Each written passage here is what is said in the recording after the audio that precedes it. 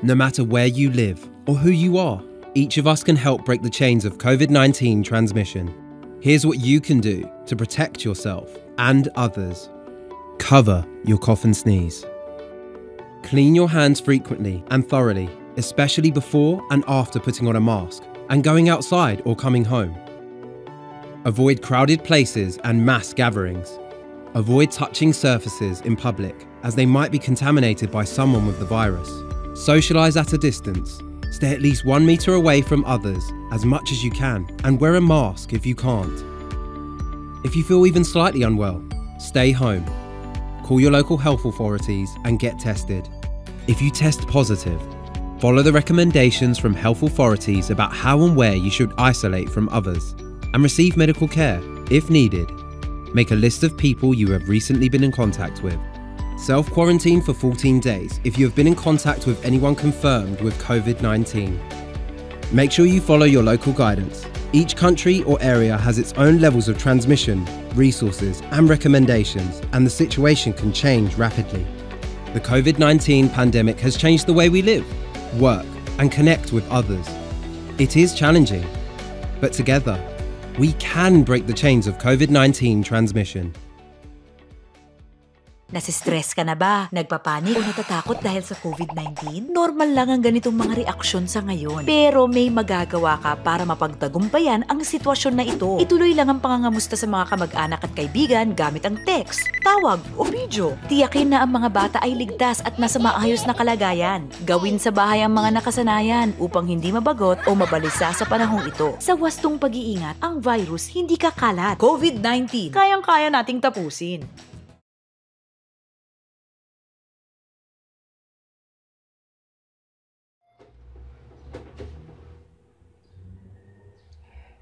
Isang pinagpalang umaga po, pinagpalang tanghali, pinagpalang gabi sa lahat po ng makapanonood po ng mensaheng ito sa iba't ibang panig ng daigdig, sa iba't ibang oras na inyo pong napanonood ang mensahe pong ito. Tunay po na ini-encourage ko na rin po ang bawat isang nanonood at nakakapakinig po ng mensaheng ito na i-like nyo po at mag-subscribe na rin po kayo. Don't forget the notification bell at nawa sa mga bagay pong ito, sa patuloy po nating pagsubaybay at pakikinig ng mga mensahe patungkol po sa ating Panginoong Hesus, ay mapagpala po tayong lubusan. Amen. Tayo po yung manalangin. Aming Diyos, aming Ama, sa pangalan nga po ng aming Panginoong Jesucristo at sa patuloy na pakikipisan po ng banal na Espiritu, kami po yung nagpupurit at papasalamat sa iyo sa pagkakataong ito na muli ay makapagpahayag ng salita, maka-encourage po ng mga kaluluwa na lumapit sa Panginoong Jesucristo, magpatuloy at maging hangarin po ng bawat isa na lalo pa pong lumago sa pagkakilala po sa aming Panginoong Jesucristo. Pagpalaan niyo po kaming lahat, maging anyong lingkod, at nawa sa pamagitan po ng mga bagay na ito, makita po namin ang katotohanan na umapista po na ginanap o ginaganap ng mga Israelita once a year ay may kabahagi po at may patungkol po sa pagiging isang Kristiyano. Salamat po aming Diyos. Salamat sa iyong kabutihan. Papuri parangal po ay tanging sa iyo sa pangalan po ng aming Panginoong Jesucristo. Okay. Last lesson po natin ay pinag-usapan po natin ang Day of Atonement o yung tinatawag po ng mga Hudyo na Yom Al-Kippur. Dito po nagsisimula o dito po pinasimulan ang panibago pong yugto ng mga Israelita na nagsisimula po sa unang buwan. Sabi po kasi sa Exodus, ito ang magiging unang buwan sa inyo. At sa tuwing 15 araw ay magpapatay kayo. Alam niyo po yun, yung istorya nun. At yung dugo po ng tupa ay ilalagay po doon sa poste at sa sombrero po ng mga pintuan, upang yung anghel po na mamamuksa ay dumaan po doon po sa lahat ng mga pintuan na may bahid po ng dugo sa mga poste at sombrero, at hindi po mapupuksa yung kanilang mga panganay. So ngayon po, pag-aralan po natin sa pagkakataong ito ang Feast of the Unleavened Bread, month of Nisan, 15th to 21. No, pista po ng tinapay na walang lebadura. Bali, 2 lesson po ito. Susundan po natin sa susunod ng loloobin po ng Panginoon. Susundan po natin ito sa susunod pong paghahayag po ng kanya pong salita. Definition of terms. Feast of Unleavened Bread, an ancient 7-day agricultural feast marked by the offering of new grain to the Lord, which began on the 15th day of the first month, the day after Passover, and finally became one continuous festival with the Passover. Ang leaven, tandaan po natin yung lebadura po, ang leaven ay isang sahog na gumagawa ng pagbuburo o isang chemical na proseso upang gumawa ng pag-alsa ng masa. Ang pampalapot ay kinabibilangan ng lebadura at masangkop ng pampaalsa o pampalasa ng chemical tulad ng baking powder, baking soda, sodium bicarbonate at potassium bicarbonate. Ang pampalasa ay matatagpuan sa mga bagay tulad ng tinapay, cookies, cake, crackers, cereal, at pie. Tingnan po natin, pagsasalarawan ng pampaalsa, simbolo ng pagkaalipin. Sa Exodus chapter 12, verse 15, 7 araw kayong kakain ng tinapay na walang lebadura. Sa unang araw pa lamang aalisin niyo sa inyong tahanan ang lahat ng lebadura, sapagkat ititiwalag ang sinumang kumain ng tinapay na may lebadura sa loob ng 7 araw na yon. Matindi po yung instruction po ni Yahweh is very specific. Deuteronomy 16:3, sa pagkain ninyo ng handog na ito, huwag ninyong sasamahan ng tinapay na may lebadura. Sa loob ng 7 araw, ang kakanin ninyo ay tinapay na walang lebadura, ang tinapay ng pagtitiis. Gagawin ninyo ito bilang pag-alaala sa madalian ninyong pag-alis sa Ehipto noon. Gagawin daw ito taunan bilang pag-alaala sa madalian ninyong pag-alis sa Ehipto noon.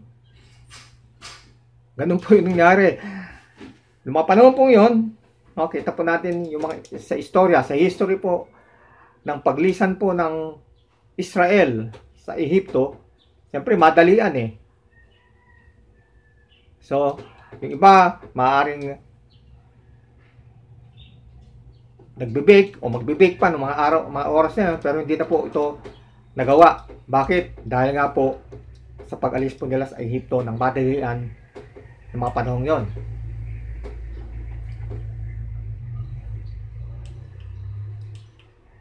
Yamang ang lebadura ay karaniwang nagpapalaki ng mga bagay, nauugnay ito sa ugat ng maraming kasalanan, lalo na ang pagmamataas. Ang ilan sa iba pang mga kasalanan na espiritual na nakakapinsala sa masa ayon sa Biblia ay malisya, kasamaan, pagkukunwaring banal, at maling turo. 1 Corinthians 5:8, Lucas 12:1, Matthew 16:11 and 12. Sabi po sa 1 Corinthians 5:8, kaya nga, ipagdiriwang natin ang kapistahan hindi sa pamamagitan ng lumang pampaalsa, hindi sa pampaalsa ng masamang hangarin o kasamaan, kundi sa pamamagitan ng tinapay na walang pampaalsa, na ito ay sa katapatan at sa katotohanan. So, kailangan pala yung pagiging mapagkunwari natin, ito ay atin pong alisin na. At sa halip, ito ay palitan po ng katapatan sa katotohanan. Lucas 12:1. Samantalang dumaragsa ang libu-libong tao, anupat nagkakatapakan sila, nagsalita muna si Jesus sa kanyang mga alagad, mag-ingat kayo sa lebadura ng mga Pariseo. Ito'y ang pagpapaimbabaw.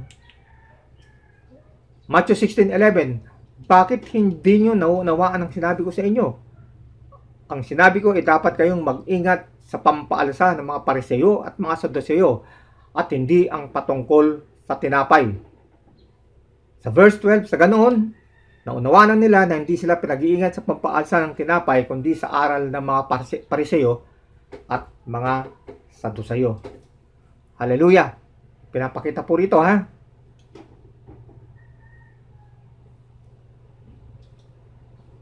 Marami po kasing mga aral siguro ng mga panahon yon ng mga Saduseo, ng mga Pariseo, na may halo pong pampaalsa o pagpapaimbabaw. So, sa atin po, pinag-iingat tayo sa pampaalsa ng tinapay, kundi sa aral ng mga Pariseo at mga Saduseo. Hindi po bawal, hindi mo masama ang kumain ng may pampaalsa. Ang masama po, pag ito po ay nangyari po sa mga espiritual na bagay, patungkol po sa aral at mga tuntunin na binibigay po ng mga nasa loob ng simbahan.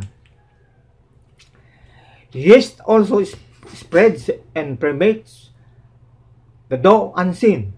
Paul used this characteristic to point out the danger of sin to the church in Corinth, probably during the Feast of Unleavened Bread. Sabi po ito, no? Sa 1 Corinthians 5, 6, and 7, your glorifying is not good. Do you not know that a little leaven leavens the whole lump? Therefore, sabi po, purge out the old leaven that you may be a new lump, since you truly are unleavened, for indeed Christ our Passover was sacrificed for us. Praise the Lord po. Nagsimula po itong Feast of the Unleavened Bread, 7 days, no? Hindi po sila kakain ng may pampaalsa. Isinama po ito. Dati, yung Passover, ngayon isinama po itong pagkain po ng mga tinapay na walang lebadura. In conclusion, the Feast of Unleavened Bread celebrates Christians being miraculously delivered from the spiritual bondage of sin and remind us that our deliverance from sin and our salvation are available only through a personal relationship with Christ. Hallelujah! Praise the Lord! So, pinapakita po dyan, talagang dapat lahat tayo ay lumapit po sa ating pong Panginoong Hesukristo. Hallelujah! Pakita po natin sa pangalawang aralin po tungkol po dito sa Feast of the Unleavened Bread. Pakita po natin kung gaano pinagtitibay po ng ating pong Panginoon, ng ating pong Diyos, na dapat ganapin ito ng mga Israelita noong pong mga panahon yon. At tayo po bilang mga Kristiyano, pinapakita po sa atin kung gaano po, kung ano po ang relevance nito sa ating pong pagiging isang Kristiyano. Okay. Feast of the Unleavened Bread, Matzah, kung tawagin, 15 to 21 of Nisan. Ito po yung pangalawang karugtong po nun. No?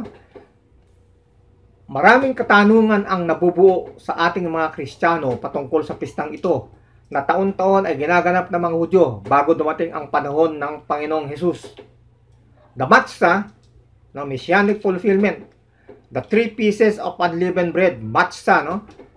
Kasama po yun, no? There are together in one bag, speaks of the Godhead, Father, Son, and Holy Spirit.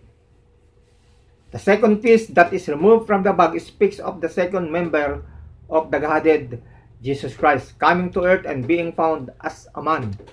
No, yan po yan. Yung tinatawag po nating Feast of the Unleavened Bread, pag ginaganap po nila ito, mga kalalakihan po, may dala po silang bag. No? Mga leather bag po yun, ng mga panahon yun. At may tatlo pong tinapay na nakalagay po doon sa loob. Hindi po kakainin lahat yun, kundi isa lang po ang kakainin. Okay, maari yun. The second piece that is removed from the bag speaks of the second member of the Godhead, Jesus Christ, coming to earth and being found as a man. He is the one that was broken for us at the cross, just as the second piece of the matzah was broken. In that, the matzah is often pierced and striped. So Jesus was for us. The great prophetic revelation about Jesus Christ foretold this, saying, He was pierced for our transgressions, and by His stripes we are healed. Isaiah 53 verse 6. Isn't that amazing? Di ba? Nakakagulat talaga. Isn't it sad that the Jewish people can reenact this year after year and still be ignorant of what this ceremony truly means? Isn't it going to be amazing when God again fulfill His promise to return, save and open the eyes of His people, Israel? How wonderful it will be given. It will be when they see that to which they are now blinded in part. All of their feasts and ceremonies faithfully reenacted over the centuries will be filled with such wonder and meaning for them. They will see that Jesus, the one that they pierce, is everywhere throughout their Torah. Matindi po, no? Matindi po talaga yung paniniwala po ng mga Judaismo. Actually po, yung Judaismo, no? Kung pag-aaralan po natin ang history po ng Israel, yung kanila pong pananampalataya ay tinatawag po itong Judaism o Judaismo. Naniniwala po sila na meron pong isang pupunta sa Israel para po sila sagipin sa pagkabusabos. And up to now, still until this present, tayo po ang hinihintay natin, second coming. Sila ang hinihintay pa nila. Hanggang ngayon, yung Messiah raw na darating. So kaya po, sabi po ng ibang mga nakakausap ko po mga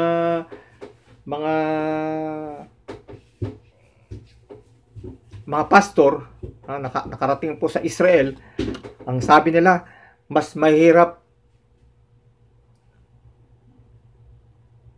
i-share ang gospel sa mga Hudyo. Kasi marami daw itong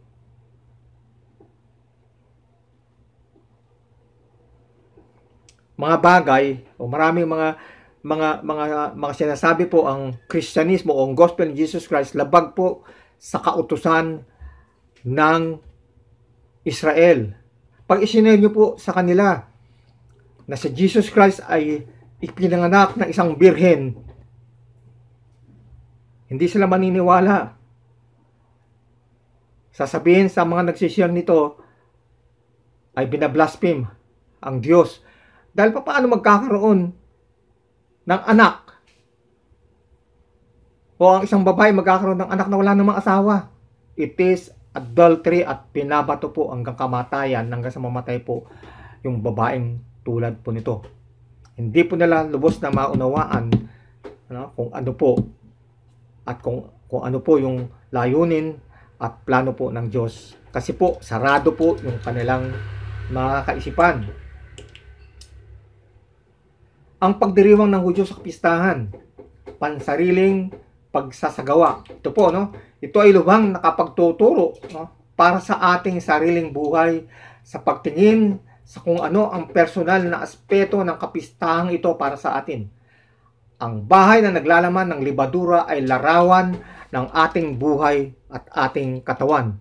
Ang templo ng banal na espiritu, sa 1 Corinthians 3:16, ang paghahanap para sa libadura ay isang kumpletong paglilinis ng kanilang buong bahay upang matiyak na walang lebadura ang bumaksak sa anumang mga bitak. Ang kandila na nagliliwanag sa silid sa paghahanap para sa libadura ay isang larawan ng gawain ng salita ng Diyos na isang liwanag sa ating landas. Awit 119, 105, di ba? Maliwanag doon na sinasabi, Thy word is a lamp unto my feet and a light unto my path. No? Yun po yung salita ng Diyos.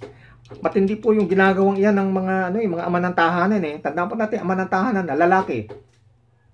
Sa loob ng 7 araw, maghahanap sila. Sa 7 araw niya, maghahanap po sila ng libadura sa loob ng kanilang bahay. Sa mga bitak po ng mga pader, bitak po ng mga kahoy, tinitingnan po nila, kailangan wala pong makita silang katiting. No? Katiting na libadura sa loob po ng kanilang bahay. Ang tindi po ng kanila pong ritual sa bagay po na ito. May tanong ako, na-born again ka na ba? Naisilang ka na bang maguli? It speaks of our sanctification or holiness in our walk as Christian. Yun po, yung paghahanap po ng libadura. 1 Corinthians chapter 5 verse 7 and 8. Alisin nga ninyo ang lumang pampaalsa upang kayo ay maging bagong masa ng harina. Kayo nga ay tunay na walang pampaalsa dahil si Kristo na siyang ating paglagpas. Ang ibig sabihin po ng paglagpas, siya po yung Passover po natin ay inihain para sa atin. Sa verse 8, kaya nga ipagdiriwang natin ang alin? Ang kapistahan hindi sa pamamagitan ng lumang pampaalsa. Kundi saan? Kundi sa pampaalsa ng masasamang hangarin o kasamaan. Hindi sa pampaalsa ng masamang hangarin o kasamaan, kundi sa pamamagitan po ng tinapay na walang pampaalsa, na ito ay sa katapatan at katotohanan. Praise the Lord. And we feed upon the unleavened bread of sincerity and truth. That is how we keep the feast today in a spiritual sense. We walk in truth. We aren't perfect and are not expected to be, but we are to be told But we are to be honest about our condition before God and man, acknowledging that without Him, Jesus, we are nothing. We allow the Word of God and the Holy Spirit to work in our lives as we remain open and soft towards our Lord. We remain truthful before God, acknowledging our sin, knowing that, diba? Sa 1 John 1:9, if we confess our sin, He is just and faithful, a God who is just and faithful to forgive our sins and will cleanse us from all our unrighteousness. Praise the Lord. In conclusion, the Feast of Unleavened Bread points to Jesus as the bread from heaven that was without sin. He is the second or middle matzah that was removed from the tree and was broken for our sake. This for me is very instructive, and it is interesting that Jesus would have been acting this out at the Last Supper with his disciples. Can you remember when he took the bread at the Last Supper? What did he say? Matthew 26, habang sila ay kumakain, kinuha ni Jesus ang tinapay, pinagpala niya ito at pinagputol-putol at ibinigay sa kanyang mga alagad. Sinabi niya, kunin niyo, kainin niyo ito, ang aking katawan. Mark 14:22, habang kumakain sila, dumampot ng tinapay sa Jesus, pinagpala niya ito, pinagputol-putol at ibinigay sa kanila. Sinabi niya, kunin niyo ito at kainin, ito ay aking katawan. Lucas 22:19, pagkakuha niya ng tinapay, nagpasalamat siya, pinagputol-putol niya ito at ibinigay sa kanila. Kanyang sinabi, ito ang aking katawan na ibinigay para sa inyo, gawin niyo ito sa pag-alaala sa akin. Yun po ang maliwanag. Kaya po merong communion, isang ordinansa po sa loob ng iglesia sa katawan ni Kristo na dapat ganapin ng bawat isa bilang pag-alaala sa mga ginawa at tinapos po ng ating Panginoong Kristo. So, salamat mga minamahal. nakarinig, nagkaroon ng kaunting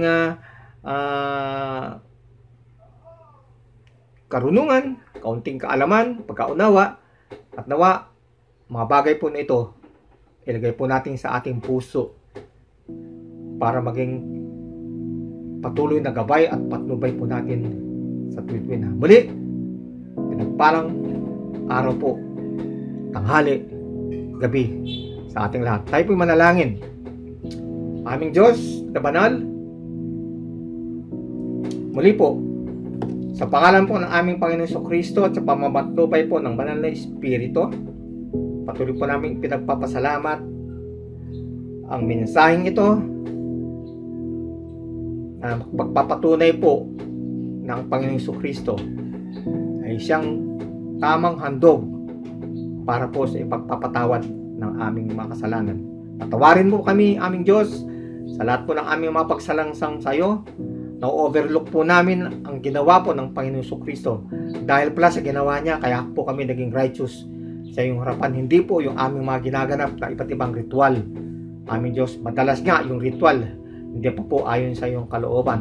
Kaya po, salamat ng maraming sa iyong kabutihan po, sa inyong pong iglesia, sa inyong katawan, at nawa, lahat po kami na nakarinig, nakapanood po ng mensaheng ito, ay patuloy po naming asamin na sa aming Panginoon Jesucristo, malasap po namin, Lord, ang full completeness po ng aming pong pagkakaligtas sa tiyak na kapahamakan.